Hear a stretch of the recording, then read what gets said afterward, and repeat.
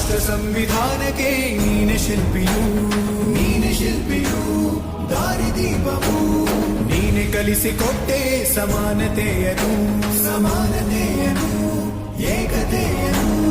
ರಾಷ್ಟ್ರ ಸಂವಿಧಾನಕ್ಕೆ ನೀನೆ ಶಿಲ್ಪಿಯು, ನೀನೆ ಕಲಿಸಿಕೊಟ್ಟೆ ಸಮಾನತೆಯನು.